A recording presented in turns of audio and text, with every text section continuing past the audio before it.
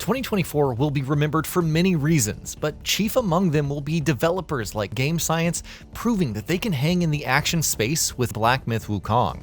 Another studio made their mark this year, and that's Red Candle with 9 Souls. Given how it's known for narrative horror games like Detention, this is a big departure from its comfort zone, mixing cyberpunk with a parrying system inspired by Sekiro, Shadows Die Twice, and hand-drawn 2D visuals.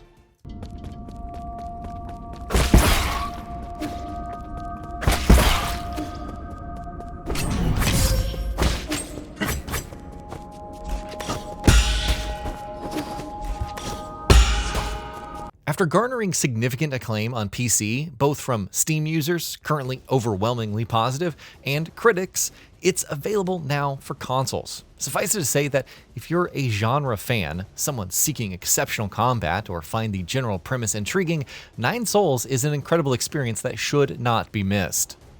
The story follows Yi, a powerful warrior betrayed by the titular 9 Souls, the authoritative figures of the Tiandao Council governing New Kunlun. Though left for dead, the mysterious primordial roots keep him alive until he's eventually discovered by Xuan of a nearby village. The two become friends as Yi slowly recovers, but when Xuan is chosen for a sacrificial ceremony, the former begins his quest for revenge anew, seeking to slay the 9 Souls and take their soul seals. There's a lot more going on than meets the eye, especially when factoring in flashbacks of Yi's sister during their younger days, the origins of the council, and more. The amount of lore can be surprising at first, but it unravels steadily as you learn more about the Eternal Cauldron project and why Yi is so obsessed with reclaiming the soul seals.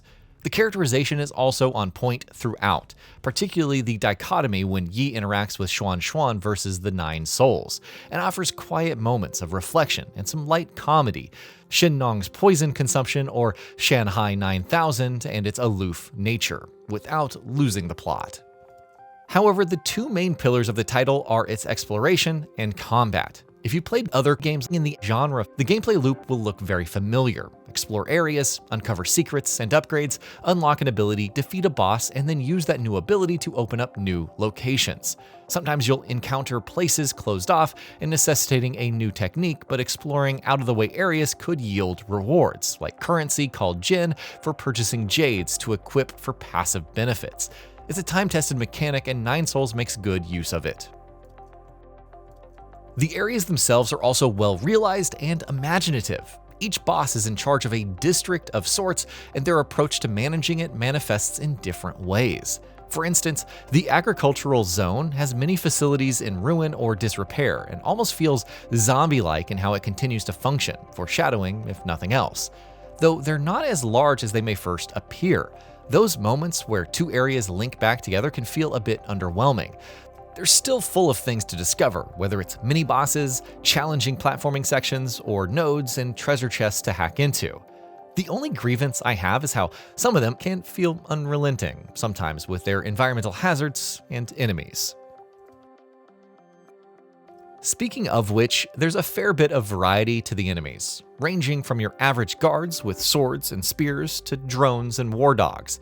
There are a fair amount of soldier types to encounter, but each presents different hazards to Yi's well-being. A regular long-ranged enemy with a wrist-mounted crossbow will periodically send arrows your way and doesn't pose much challenge. However, a proper sniper that can deal massive damage with their shots will keep you on your toes, the long charge time providing a window for attacking. Some melee-focused foes will also put your parrying skills to the test, and it can be a lot to manage at first. This brings us to the other core pillar of the experience, combat. Yi has your basic attack combo and eventually gains the ability to fire arrows with the Azure Bow along with charging up heavy strikes for more damage and breaking shields. He can also parry. Time it right and the attack is negated. Slight mistiming will reduce the damage taken from an attack, but it can quickly spell doom when dealing with combos. Enemies also have unlockable Crimson attacks that cannot be parried normally and require a Tai Chi kick performed mid-air to stagger them.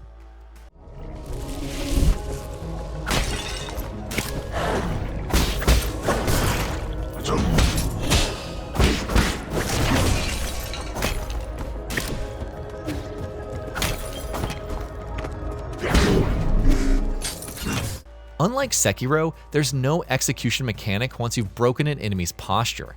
Instead, Yi gains ki charges, which can be used to attack a talisman that explodes after a short duration, dealing extensive damage. The more ki charges stored, the higher the damage dealt. Upgrading your skills provides more control over these, like detonating the talisman earlier, which can be useful against multiple enemies.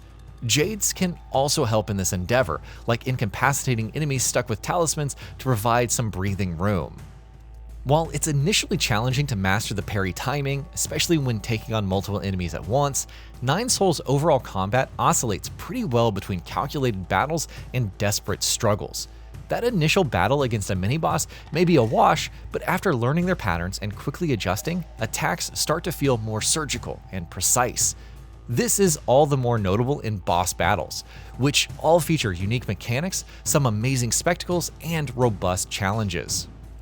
If exceptional combat, boss battles, and exploration aren't enough, then Nine Souls deserves a look for its visuals.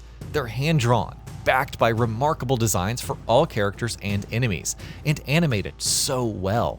Of course, even the environmental aesthetics are noteworthy, playing with lighting and instilling different moods, whether it's a sense of mystery or outright dread.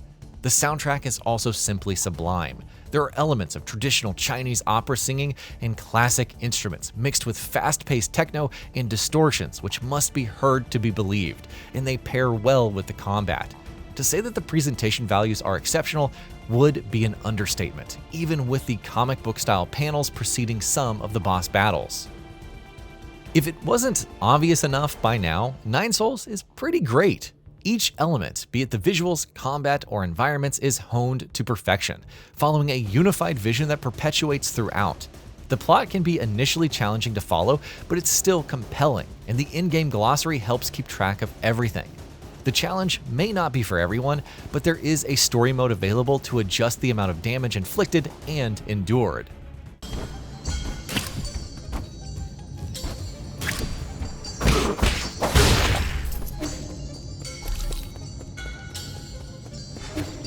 Nine Souls warrants a look, delivering an unorthodox adventure without compromising on a single element. It doesn't just stand out as a compelling, side-scrolling action title with endearing characters, memorable boss fights, and a robust gameplay loop, but as one of the better games this genre has seen in years.